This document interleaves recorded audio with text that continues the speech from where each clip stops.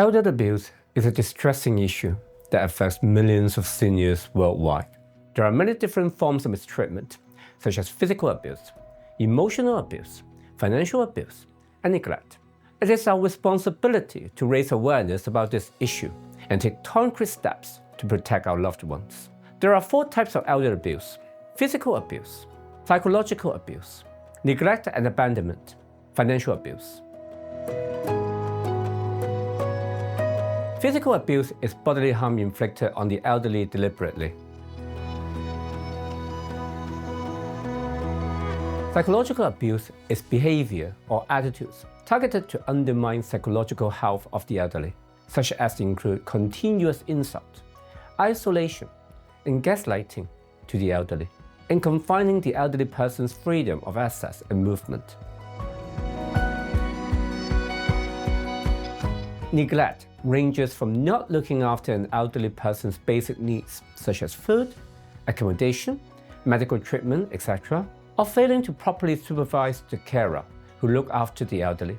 Another form of abandonment is to mislead the elderly that he or she is abandoned by some of the family members, when it was indeed the carer who alienated the elderly from the assets of other family members in order to assert control over the elderly. Financial abuse is to take away the financial independence of elderly, or taking advantage of elderly's mental impairment for abuser's personal gain. It includes asking the elderly to sign away their wealth, stealing money, or taking control of the elderly's finances with signing right of bank accounts. It also includes taking elderly to make testamentary instruments when the elderly are no longer capable of forming his or her own mind.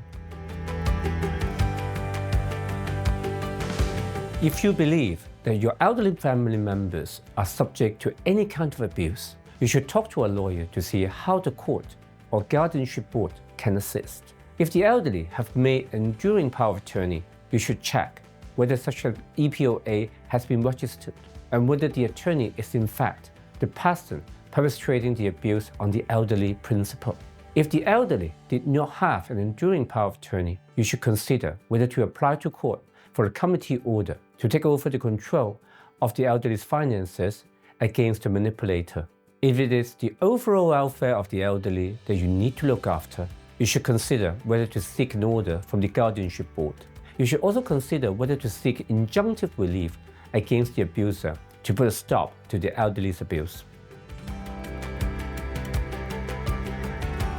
Elder abuse is a deeply concerning issue that requires our attention and action. We should aim to spread better awareness about the legal aspects of this social issue. By recognizing the signs, addressing the causes, creating a supportive environment, and assessing community resources, we can protect our older loved ones and ensure their well-being. We ought to strive towards a society that values and respects the dignity of our senior citizens.